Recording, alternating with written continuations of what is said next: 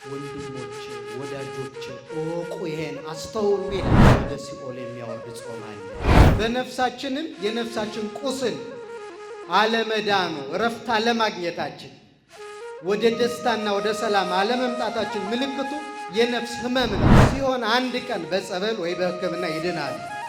ባይድኑ እንኳን ይህን በሽታ ሲሞቱ ይገላገሉታል። ከደዌ ሁሉ የሚከብደው ደዌ የነፍስ ደዌ ነው። የነፍስ ሞቷ የሚባለው ከማን ስትለይ ነው? ከእግዚአብሔር ስትለይ። እና ደግሞ የሚያሳዝነው አንዳንድ ሰዎችን የሚያሰናክሉ ሰዎች እንዲታመኑ በጎ ነገር ይዘው ነው የሚመጡ። እግዚአብሔር አስቀድሞ እንደሚጠቅመን አውቆ ለሰው የመጀመሪያ የሰጣት ሕግ ጾም ትባላለች። ወደ ሰማይ የሚያወጣ ከመላእክት ደግሞ የሚያስተባብረን ጾም አለ ይላል። ክርስቲያኖች በዚህ ዓለም የሚፈጽሙት ነገር ለጽድቅም ሆነ ለኩነኔ የሚያደርጉበት ዓላማ ነው ይላል።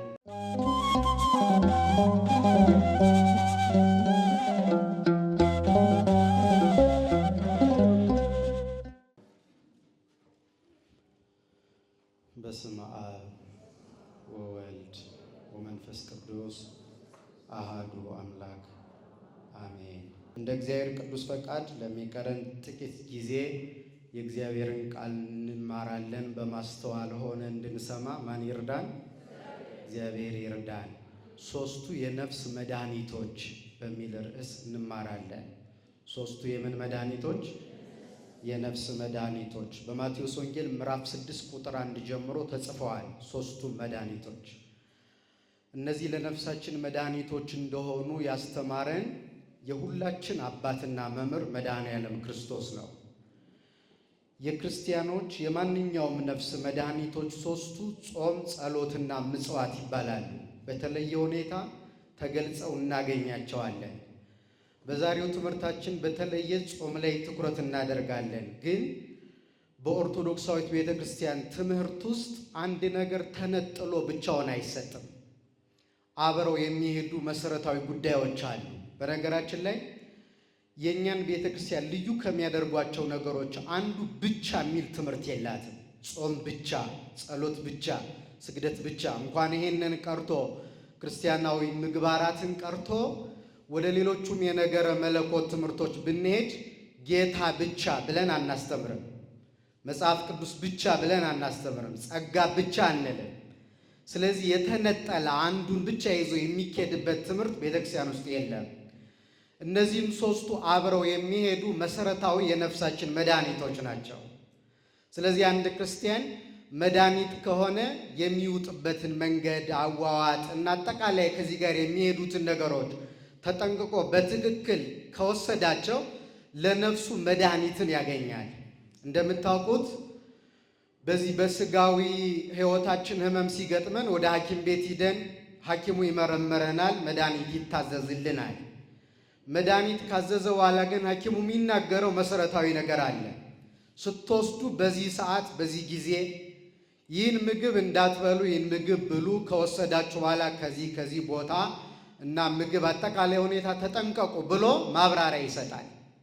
አሁን ለምንድን ነው ይህን የሚያደርገው ከተባለ መድኃኒቱ ብቻውን እነዚህን ካልጠበቅን ስጋ ደዌያችን ስለማይፈውስ ነው። በነፍሳችንም ታውቃላችሁ ላለፉት በርካታ ዘመናት በተለይ እዚህ ያለን ክርስቲያኖች የፀሐይን ሙቀት የዝናብን እርጥበት ከተረዳንበት ጊዜ ጀምሮ በተለይ ከ7 ዓመት ማለት ይቻላል እንጾማለን፣ እንጸልያለን፣ በተቻለን ምጽዋት እንሰጣለን። ግን እውነት የነፍሳችን ቁስል ተፈውሷል ወይ ሲባል ግን አሁንም በሽተኞች ነን። ለምንድን ነው ሰው መድኃኒት ውጦ የማይሻለው? በተለይ የመጨረሻው ለዚህ በሽታ የሚሆነው መድኃኒት ይሄ ነው ተብሎ ተነግሮት ያ መድኃኒት ካላሻለው የገጠመው ችግር ምንድን ነው ከተባለ ሲውጥ ችግር ፈጥሯል ማለት ነው። በነፍሳችንም የነፍሳችን ቁስል አለመዳኑ እረፍት አለማግኘታችን ወደ ደስታና ወደ ሰላም አለመምጣታችን ምልክቱ የነፍስ ህመም ነው። ክርስቲያኖች ታውቃላችሁ፣ ከደዌ ሁሉ የሚከብደው ደዌ የነፍስ ደዌ ነው። በዚህ ዓለም እንደምታውቁት በበሽታ የሚሰቃዩ በርካታ ወገኖቻችን አሉ። እነዚህ ሁሉ ሲሆን አንድ ቀን በጸበል ወይ በሕክምና ይድናሉ። ባይድኑ እንኳን ይህን በሽታ ሲሞቱ ይገላገሉታል። መቼም ከሞት በኋላ የሚያም በሽታ በምድር ላይ የለም አለ። ካንሰርም ቢሆን ጉበትም ቢሆን ምንም ቢሆን ከሞትን በኋላ ከኛ ጋር አይቀጥልም። እኛን ለሞት አብቅቶ ትቶን ይሄዳል። ደግሞ ወደ ባለ ተራው ከባዱ ደዌ ግን የነፍስ ደዌ ነው። ለምን ካላችሁ በሞት ልንገላገለው አንችልም። ሰው ከታመመ ይሄዳል። ምክንያቱም በነፍስ ሞት የለማ። የነፍስ ሞቷ የሚባለው ከማን ስትለይ ነው? ከእግዚአብሔር ስትለይ ነው። ከእግዚአብሔር እንዳንለይ አድርገው የሚፈውሱን መድኃኒቶቻችን ደግሞ እነዚህ ሶስቱ ናቸው። ማን? ጾም፣ ጸሎትና ምጽዋት። በአግባቡ ካልተደረጉ ግን ከጥቅማቸው ጉዳታቸው ሊያመዝን ይችላል። ለዚህ ነው እየጾምን እንዲህ የሆን ነው። እንደ ሀገር እንደ ቤተ ክርስቲያን ጾም እኮ አላቆምንም። ጸሎት በአቅማችን አላቆምንም። ምጽዋትም እንሰጣለን። ግን አሁንም የሚቀሩን በጣም በርካታ ጉዳዮች አሉ። ምንድነው ችግራችን ከተባለ የምንፈጽምበት መንገድ ተሳስቷል። በአግባቡ አይደለም መድኃኒቱን እየዋጥ ነው ያለ ነው።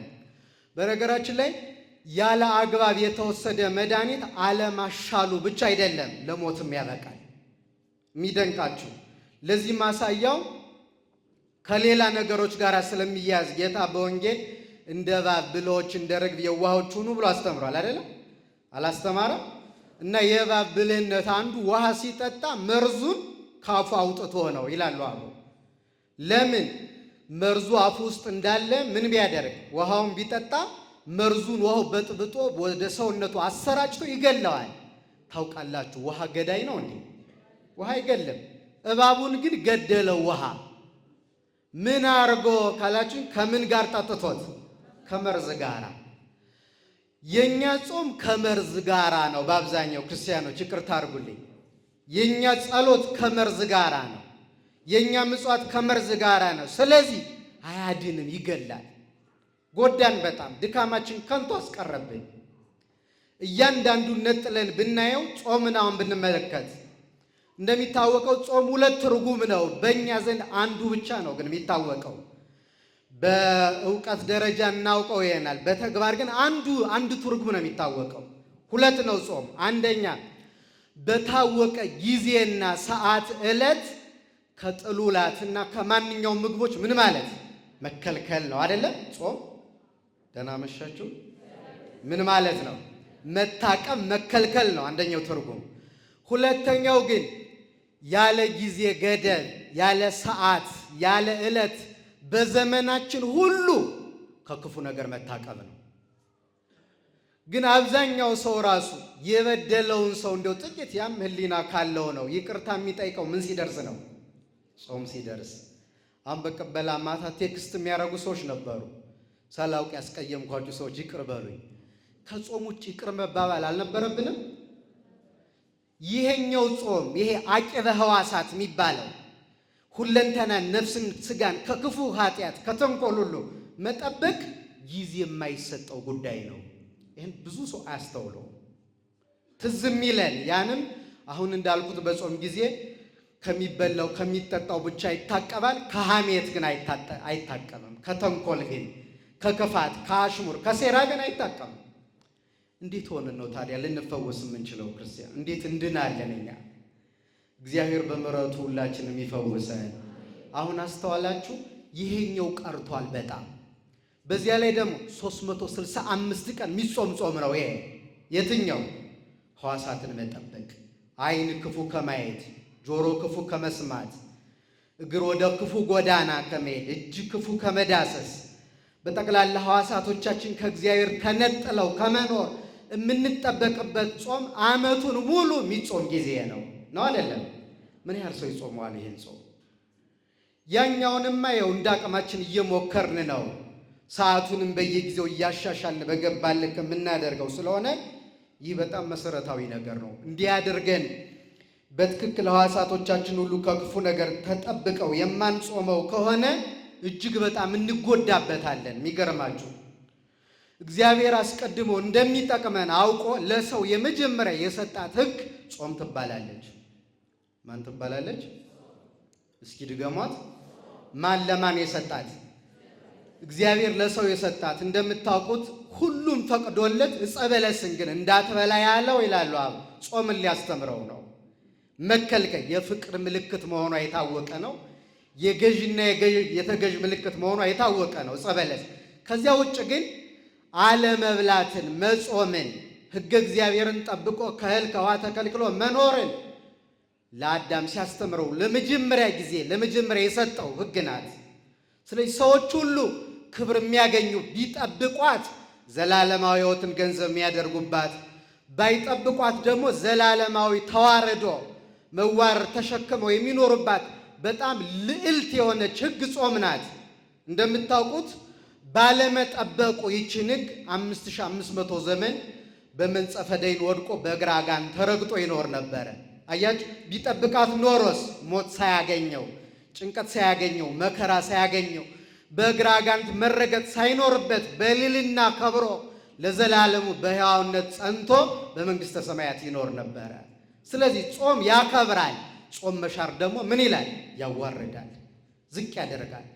ዓለም እንዲህ ያለው ውርደት የገጠመው ለምንድን ነው ካላችሁኝ፣ ሕይወቱን ከሚበላ ነገር ጋር ብቻ ማያያዙ፣ ጾምን እንዳለ መሰልጠን እንዳለማወቅ በመቁጠሩ ምክንያት ለበሽታና ለማንኛውም ክፉ ነገሮች ተዳርጓል። ከእግዚአብሔር ተነጥሏል። ይህ ሁሉ ውርደት እንደው ሰው አይምሮ ያለው ሆኖ ተፈጥሮ ከእንስሳትና ከአራዊት አንሶ እንዲጓዝ ያደረገው አንዱ ይህን ሕግ መሻሩ ነው። ታውቃላችሁ፣ በዚህ ዓለም ላይ ሰውን የሚገርሉ ገዳይ በሽታዎች በሙሉ የሚመጡት ከምንድን ነው? ከምግብ የተነሳ እኮ ነው። ካንሰር ብትሉት፣ ጉበት ብትሉት፣ የደም ግፊት ብትሉት ከምን ነው የሚመጣው? ምነው አኮረፋችሁ እንዴ? ከምንድን ነው? ጨርሶ ልትከለክለን ነው እንዴ የምትሉ ይመስላል። በምግብ ምክንያት የመጡ እንደሆነ ይታወቃል። ዓለም እንዲያው መፍትሄውን ምን እያለ ነው? መጨረሻ ላይ እነዚህን ምግቦች ተው፣ ጧት ጧትና ማታ ማታ በተለይ በልታችሁ አትተኙ። ስለዚህ ስንት ጊዜ ብሉ እያሉ ነው በግልባጩ። ስንት ጊዜ ወደ ገዳማዊ ሕይወት መለሱን። ወደ አባቶቻችን አንድ ጊዜ ነው የሚበሉ፣ ያው ምግብ ያለው አጉጡም። አያችሁ፣ ለካ ለነፍስ ብቻ አይደለም ለስጋ መድኃኒት እንዲሆን አድርገውን አባቶቻችን ይህን ቀኖና ይሰሩልን። ይህን ጠብቀን እንድንጠቀም መድኃኔዓለም በቸርነቱ ይርዳን። አስተዋላችሁ ክርስቲያኖች? ስለዚህ ይህ ጾም የነፍሳችን መድኃኒት ነው። ግን በትክክል በሁለቱም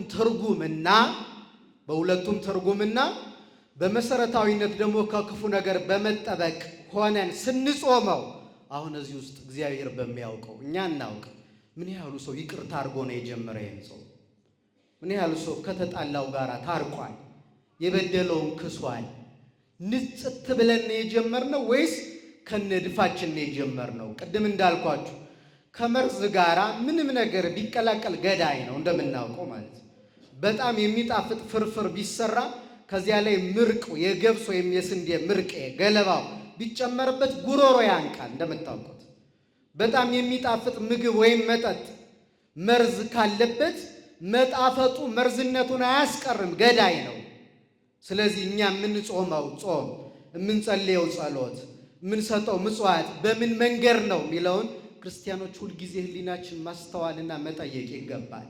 እኛ የምንጾመው ለሰው ብለን አይደለም፣ የምንጸልየው ለሰው ብለን አይደለም፣ ምጽዋት የምንሰጠው ለሰው ብለን አይደለም። ማን ያይልናል ብለን ነው። እግዚአብሔር ደግሞ በውስጣችን የተደበቀው ማንነት ያውቃል አያውቅም? ያውቃል። እና ማንን ነው የምንሸውደው? እስከ መቼ ነው በግብዝነትና በማስመሰል? ጾሙ የግብዝ ጾም ለታይታ፣ ጸሎቱም እንደዚያው፣ ምጽዋቱም ከበሮ ካልተደለቀ ማንሰጥበት እስከ መቼ ነው እንዲሆነን የምንቀረው? በሚፈውሱን መድኃኒቶች ታመን መድኃኒት እየዋጠ ግን የማይድን በሽተኛ መሆን እስከ መቼ እንችላለን? ይህን ሁልጊዜ ሕሊናችን መጠየቅ አለበት። የተወደዳችሁ ኦርቶዶክሳውያን፣ ትክክለኛ ጾም የሚባለውና የማይባለው እንዴት ያለ ነው የሚለውን እናንሳ በመጠኑ። ከቃሉ ጋር ናችሁ? ትክክለኛ የሚባሉት የመጀመሪያው በማቴዎስ ወንጌል ምዕራፍ 5 ቁጥር 6 ላይ እንደተጻፈው ስለ ጽድቅ የሚራቡ ምኖች ናቸው? ንዑዳን ክቡራን ናቸው። አንድ በቤተ ክርስቲያን ውስጥ የምናደርገው ማንኛውም ነገር ስለ ጽድቅ ብለን የማናደርገው ከሆነ ከንቱ ነው። ስለምን? ጽድቅ ምንድን ነው? እውነት ነው። እውነት ደግሞ ማን ነው? ክርስቶስ እኮ ነው። ስለ ክርስቶስ ብለን የማንጾም፣ የማንጸልይ፣ የማንመጸውት፣ የማንሰግድ ከሆነ እንጎዳለን።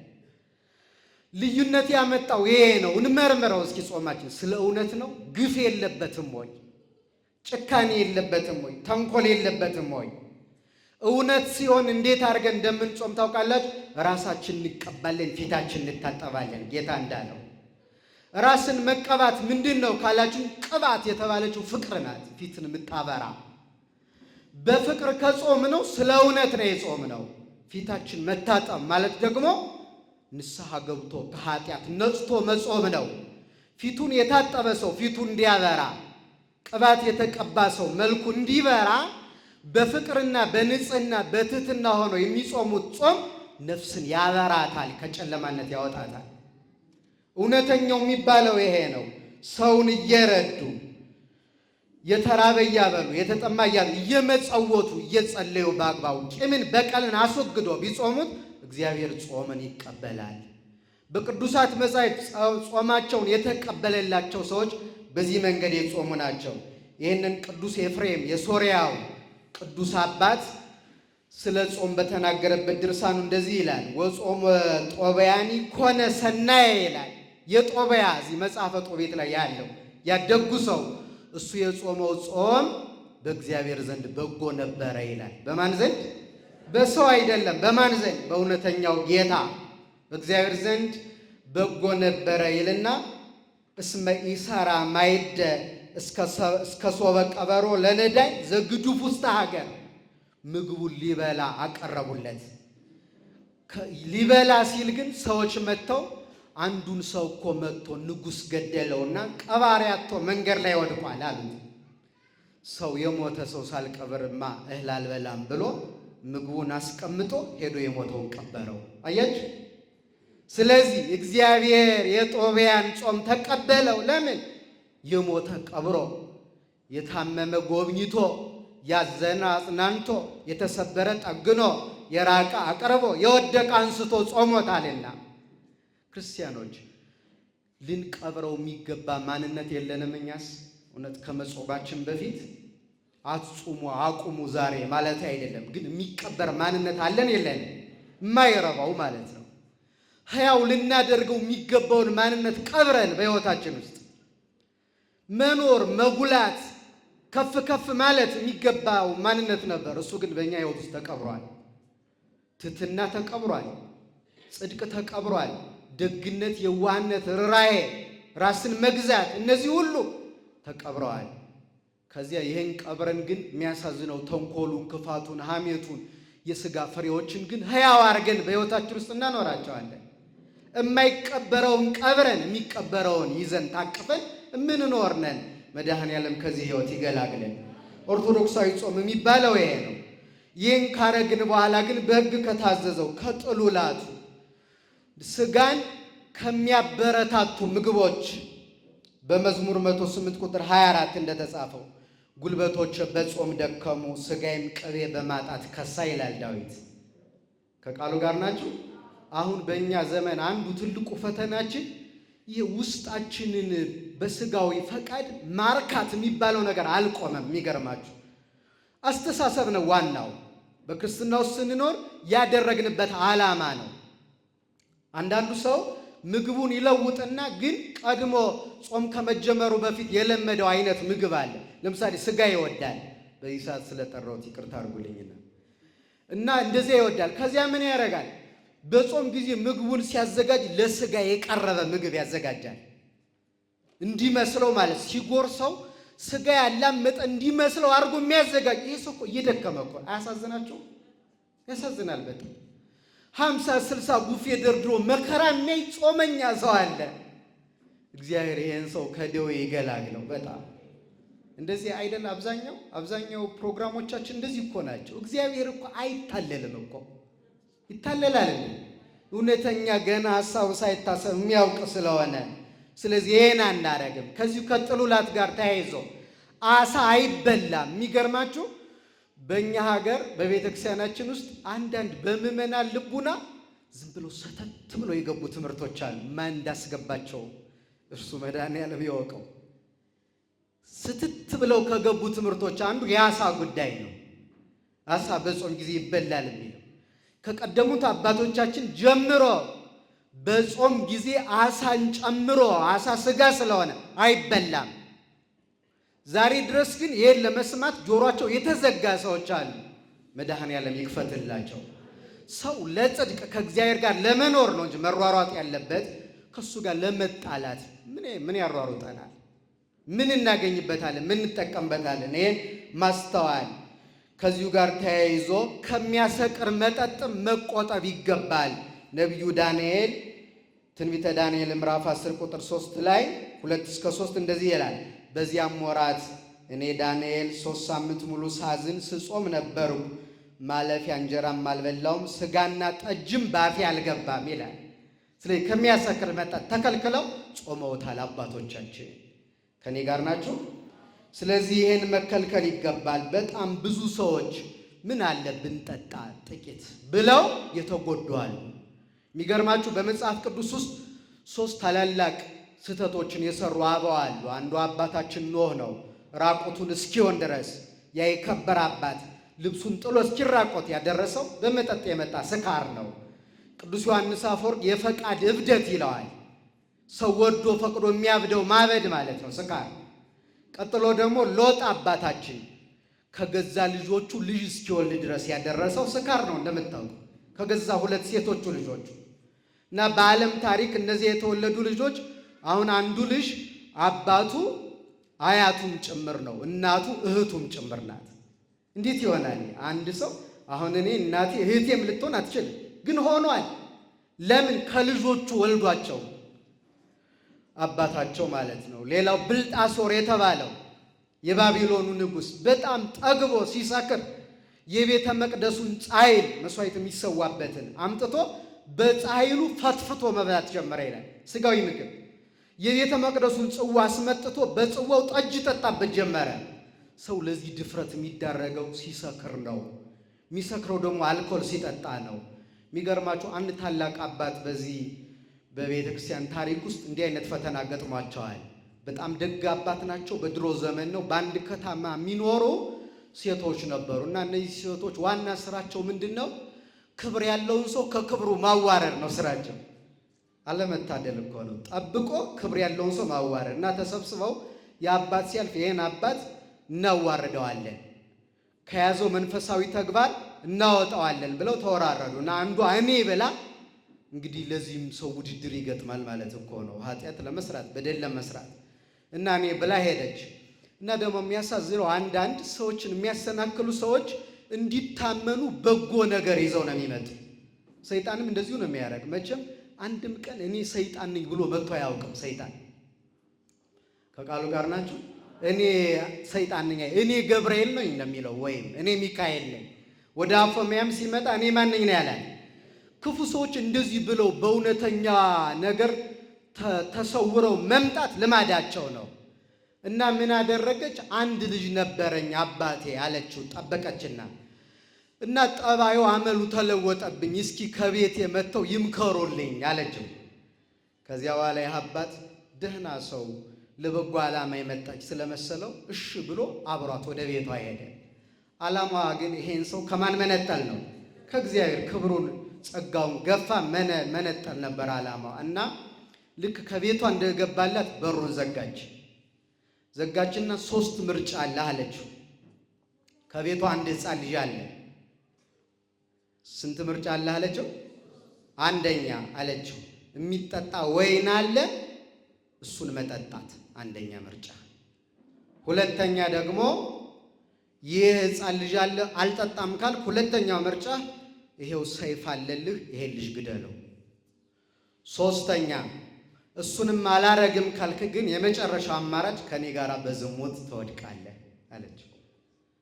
ይከብዳል አይደለም? ከቃሉ ጋር ናችሁ? ይህ አባት የትኛውን ይምረጥ ከሶስቱ? ደህና መሻችሁ። ሰዓት ሄዷል፣ ንገሩኝ ቶሎ። የትኛውን ይምረጥ ይህ አባት? ሶስቱንም? የትኛውን? አትናገሩም እንዴ? ጾሙ ነው እንደዚህ ያደረጋችሁ? የትኛውን ይምረጥ? በሩን ዘግታለች። ከሶስቱ አንዱን መምረጥ ግዴታው ነበር ይህ አባት እና የትኛውን ቢያደርግ ይሻላል? እሺ እናንተ ያላችሁትን በሉ፣ እኔ ግን ልንገራችሁ። ይሄ አባት ሲያየው ከሶስቱ አንዱ የቀለለ መሰለው። የትኛው? መጠጣቱ። ከዚያ በኋላ ይሄም ሰው መግደል ከባድ ነው፣ ዝሙትም ከባድ ነው በጣም አለና አያችሁ፣ በህይወታችን አንዳንድ አነሳ አድርገን የምናያት በእኛ ህሊና ማለት ነው ምን አይነት ጣጣ እንደምታመጣ ተመልከቱ። ብጠጣ ይሻለኛል አለና ጠጣ። ከዚያ ሰከረ። ሲሰክር ወዲያውኑ ከሷ ጋር በዝሙት ወደቀ። በዝሙት ወድቆ ከስካሩ ሲነቃ አንድ ሕፃን ተቀምጧል። ያረኩትን ነገር በሙሉ ለሰው ይናገርብኛል ብሎ ሕፃኑ ምን አለ? አያችሁ፣ ሶስቱንም በደል ሰራ። ለዚህ ሁሉ መነሻው ግን ምንድን ነው? መስከሩ፣ ወደዚህ ወደ አልኮል ወደሚጎዳ ነገር መምጣቱ ነው ለዚህ ሁሉ ያበቃው ማለት ነው። ስለዚህ የተወደዳችሁ ክርስቲያኖች በዚህ መንገድ ነው የሚጾመው። ሌላኛው ግን እኛ በምንኖርበት ዘመን ልክ ያልሆነ አጿጿም የሚጾሙ ሰዎች አሉ። ለምሳሌ ያለ ምንም አይነት ቅድም እንዳልኳችሁ የህይወት ለውጥ የምግብ አይነት ብቻ መቀያየር እና የሰዎችን ምስጋና ለማግኘት ሰዎች የሚጾሙት ጾም አለ። የግብዞች የሚባለው የታቦ ወንጌል የነገረን ማለት ነው። ምንም አይነት የህይወት ለውጥ የለም፣ ምግብ ግን መቀያየር። ቅዱስ ጎርጎርዮስ የተባለ የቤተክርስቲያን አባት ምን ይላል? ምግቡን ቀይራችሁ ጠባያችሁ ካልተለወጠ ምን ያደርጋል ይላል። አሁን ምግቡ በቀደም ከሁርለት በፊት ስጋ ይበላ ነበረ ሰው አይደለ? ወይም ጥሎላት ምግቦች ይበላ ነበር። ከሰኞ ጀምሮ ግን ምግባችን ተለውጧል አልተለወጠም? ቀጠላችሁ እንዴ እናንተ? ተለውጧል አልተለወጠም? ጠባያችንሳ ክፋታችን ትተናል ወይ? ተንኮላችን፣ በደላችን ክፉ እናውቀዋለን። እሱ ነው በጣም መሰረታዊ ነገር። አንደኛው ይሄ ነው። ልክ ያልሆነ የሚባለው ጾም ለነፍሳችን መድኃኒት እንዳይሆን የሚያደርገው አንዱ ይሄ ነው። መድኃኔዓለም በቸርነቱ የዚህን ዓመት ጾም ሕይወታችን የሚለወጥበት ጠባያችን በበጎ የሚቀየርበት ያደርግልን። ሁለተኛ ወንድሞችን እየከሰሱ መጾም። እንከሳለን፣ ሰው እንወቅሳለን፣ እንበድላለን፣ ጣታችን እንጠቁማለን፣ ደግሞ እንጾማለን። እንዲህ ያለም ጾም አለ። እንደማን መሰላችሁ? እንደ ፈሪሳዊው የሉቃስ ወንጌል ምዕራፍ 18 ቁጥር 11 እንደተጻፈው ለጸሎትና ለጸሎት ቁሞ እንደዚህ ይላል። እኔ ይላል በሳምንት 2 ጊዜ ጾማለሁ አለ። ለድሆች ምጽዋት እሰጣለሁ፣ አስራት አወጣለሁ አለ። እና ግን እንደዚህ እንደ ቀራጮችና እንደ አመንዝራዎች ስላላደረከኝ፣ በተለይም ደግሞ እንደዚህ ቀራጭ ስላላደረከኝ አመሰግንሃለሁ ብሎ ጸለየ። አሁን የዚህ ሰው ጸሎት ቅዱስ ዮሐንስ አፈወርቅ ምን ይላል? ይህን ሲናገር ክርስቲያኖች በዚህ ዓለም የሚፈጽሙት ነገር ለጽድቅም ሆነ ለኩነኔ የሚያደርጉበት ዓላማ ነው ይላል። ዓላማ፣ እስኪ ዓላማ በሉ። ዓላማው ነው ዋናው ይልና ጸልየው የተኮነኑ ገለው የጸደቁ ሰዎች አሉ ይላል። መግደል እኮ ወንጀል ነው፣ ኃጢአትም ነው። ከ10ቱ ትእዛዛተ ኦሪት አንዱ ነው አይደለ? ግን እግዚአብሔር መግደላቸውን አይደለም ያየላቸው። ለምን ነው የገደሉ ግን እነዚህ ሰዎች ምን ሆነው ነው ብሎ ልባቸውን ሲያየው ልባቸው ለአምልኮቱ ቀንተው ነው ለካ። እና እግዚአብሔር ያን ብቻ አይቶ ከዋጋ ቆጠረላቸው። አንዳንዶቹ ደግሞ እየጸለዩ እንኳን ሳይቀር ተኮነኑ። ጸሎት ያጸድቃል እንጂ ያስኮንናል? ክርስቲያኖች በሚያጸድቀው ጸሎት ግን ፈሪሳዊ ተኮነነበት። ለምን? ወንድሙን እየከሰሰ ስለጸለየ። ወንድሙን እየከሰሰ ጾምኩኝ ይል ነበረ። ከእንዲህ ያለ ጾም መድኃኔዓለም ይገላግለን። በአድማ በተሳሳተ ዓላማ የሚጾም ጾም አለ። ለምሳሌ የሐዋርያት ሥራ ምዕራፍ 23 ቁጥር 12 እስከ 13 እንደዚህ ይላል። አይሁድ ተሰበሰቡና 40 ሰዎች ናቸው። 40 አይሁድ ተሰብስበው ምን አሉ? ጳውሎስን ሳንገለው እህል አንቀምስም አሉ። ስለዚህ የሚጾሙት ማንን ለመግደል ነው? ጳውሎስን። አያሳዝኑም? እነዚህ ሰዎች የሚጾሙት ጾም ሰው እንዴት ለመግደል ይጾማል? ለማጥፋት፣ ለመጉዳት በፍጹም አይደረግም። ይህንን ሊቁ ቅዱስ ኤፍሬም በድርሳኑ ዋዲ ኮነ እኩየ ጾሞሙ ለ40 እደው ይላል። ርስት ስለሆነች ለማንም አልሰጥም አለ። ናቡቴን ታውቁታላችሁ ታሪኩን። ይህኔ አዘነ ይላል። ሄደና ቤቱን አልበላም አልጠጣም አለ አክዓብ። አሁን እየጾመ ነው። በሱ ልብ የማይበላው የማይጠጣው ምን ሆኖት ነው ካላችሁ የሰው ገንዘብ ካልቀማው በለው ባለማጭበርበሩ የሰው ገንዘብ ባለመቀማቱ አልበላም አልጠጣም ብሎ የሚጾም ሰው አለ። አሁን ይሄም ጾም ይባላል ክርስቲያኖች። ሰው ባለመጉዳቱ ብቻ ከምግብ የሚከለከል ማለት ነው። እና እዙ አልበላም ሲል ሚስቱ ምን ሆነ ነው አለች። እንደዚህ ሆኜ ብሎ ነገራት። ዝም ብለህ ብላ ጠጣ እኔ አስተካክለዋለሁ አለችና ደብዳቤ ጻፈች ለአይሁድ ሊቃውንት ሽማግሌዎች። ምን ብላ? ናቡቴን እስክገድለው ድረስ ጾም ያዙ አለቻቸው። ምን እስከምለው እገድለዋለሁ፣ ግን እንዲሳካ ምን አርጉ? ጾም ጾሙ። ሰው እንዲገደል ጾም መጾም፣ ሰው እንዲጠፋ፣ ሰው እንዲጎዳ ይደረጋል። ከዚያም በእርሻው ቦታ ደሙን እንዲፈሳ አደረገችው። ይሄ የክፋት ጾም ነው። ይሄንን በሚገባ ሊቁ ቅዱስ ኤፍሬም እንዳልኳችሁ እንዲህ ብሎ ይገልጸዋል። ኦ ፍቁራኔ አይምሩ እስመ ቦ ጾም ዘያወርድ ውስተ ሲኦል ወቦ ጾም ዘያርግ እስከ ሰማይ። ወንድሞች ወዳጆች እወቁ፣ ይሄን አስተውሉ ይላል። ምንድነው የምናስተውለው ካላችሁ እስመ ቦ ጾም ዘያወርድ ውስተ ሲኦል፣ ወደ ሲኦል የሚያወርድ ጾም አለ። ወቦ ጾም ዘያርግ ውስተ ሰማይ፣ ወደ ሰማይ የሚያወጣ ከመላእክት ደግሞ የሚያስተባብርም ጾም አለ ይላል። ወደ ሲኦል የሚያወርደው ጾም የኤልዛቤል ጾም ሲሆን ወደ ሰማይ የሚያወጣው ጾም ደግሞ የነ ኤልያስ ጾም። እስመ በጾም ወበጸሎት ተወለቆ ኤልያስ ምስለ መላእክት፣ ኤልያስ በጾምና በጸሎት ከመላእክት ጋር እንደ መላእክት ተቆጠረ። በእሳት ሰረገላ ወደ ብሔረ ሕያዋን አረገ። ለዚህ የሚያበቃ ጾም አለ። የእኛን ጾም መድኃኔዓለም በቸርነቱ እንዲህ ያለ የተወደደ እግዚአብሔር የሚወደው እኛም የምንፈወስበት እንዲሆንልን ቅዱስ ፈቃዱ ይሆንልን። ሌላኛው በጠቅላላ ክርስቲያኖች በጠቅላላ ለእግዚአብሔር ያልሆነ ጾም የጽድቅ ጾም ወይም ኦርቶዶክሳዊ ጾም አይባልም። ለማን ያልሆነ? ቅድም እንዳለው ስለ ጽድቅ ካልሆነ ዋጋ የለውም። ጸሎቱም ምጽዋቱም በተመሳሳይ። ለምሳሌ ብዙዎቻችን የምንገኝበት ብዙ አይነት አለ። ለምሳሌ በሽታ ለመከላከል ለጤና የሚጾሙ አሉ። ቅድም እንዳልኩት ቁርስ እንዳትበሉ ተብለው ማለት ነው። ሁለተኛ ደግሞ በሀገራችን አብይ ጾምና ፍልሰታ በጣም ልዩ ቦታ የሚሰጣቸው ጾሞች ናቸው። ስለዚህ ቤትም ቁርስ የሚሰራለት የለም። ስለዚህ አካባቢው አትጾምም እንዴ የሚል ይሉኝታ ይዞት የሚጾምም ሰው አለ። ለምዶበት በዓላማ ከጌታዬ ጋር ህብረት ላደርግ ብሎ ግን አይደለም። ይሄ በጣም ነው የሚጎዳ። ክርስቲያኖች ከእንዲህ ያለ ፈተና ያውጣን መድኃኔዓለም። ውፍረት ለመቀነስ ለሰውነት ቅርጽ መልካም ተክለ ቁመና ለማግኘት ለማምጣት ለቁጠባ ምናልባትም በዚህ 40 ጾም ቁርሴን ባልበላ ትንሽ ብር አጠራቅማለሁ ብሎ አስቦ የሚጾም ሰው አለ። በረሃብ አድማ ተጣልቶ ባል ከሚስቱ ጋር ተኮራርፎ ቁርስ ስጭኝ ማለት ደብሮት ማለት ነው። በዚህ ምክንያት በአድማ የሚጾም ሰው አለ። ሐዘን ገጥሞት በጭንቀት ተስፋ በመቁረጥ በህመም በአጋጣሚ በማጣት አጥቶ እና በስራ ምክንያት ስራ ሲሰራ ቆይቶ ረስቶት የቁርስ ሰዓት አለፈ እና ሰዓት ቆየ። እንደዚህም ይጾማል።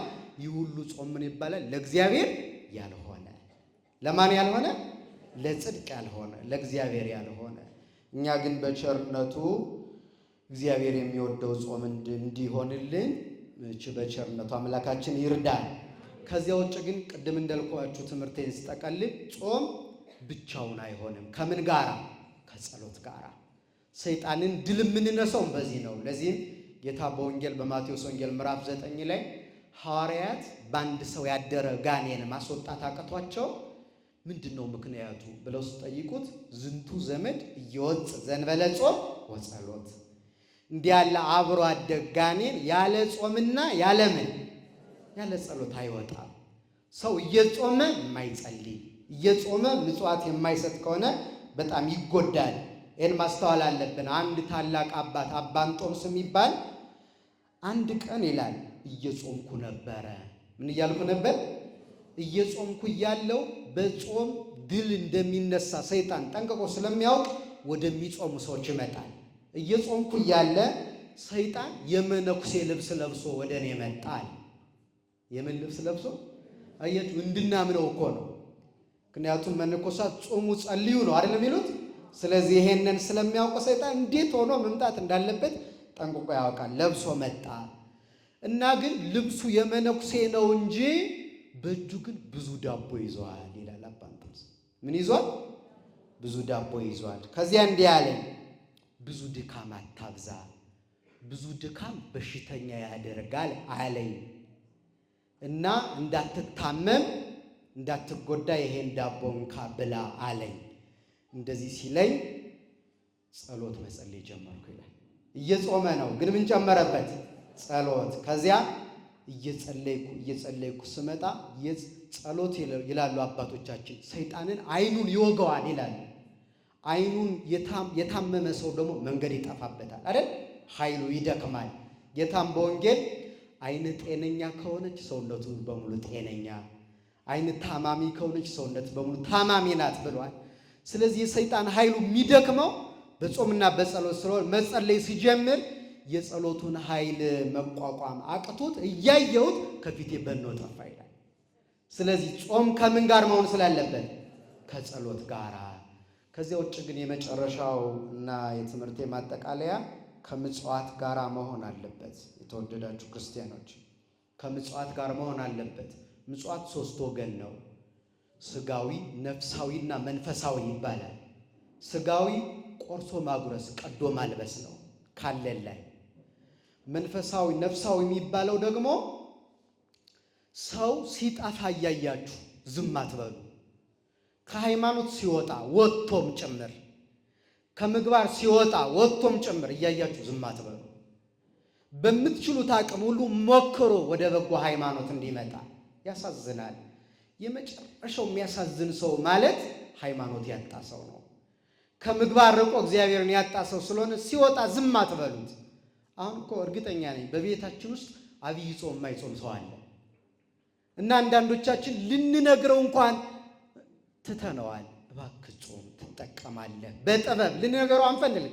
የራሳችን ነጠላችን ይዘን ከኛ መካከል የሚኖር ጉባኤ የማይማር አብሮን የሚኖር የማይጾም ሰው አለ፣ የማይጸልይ ሰው አለ፣ ምጽዋት የማይሰጥ ሰው አለ።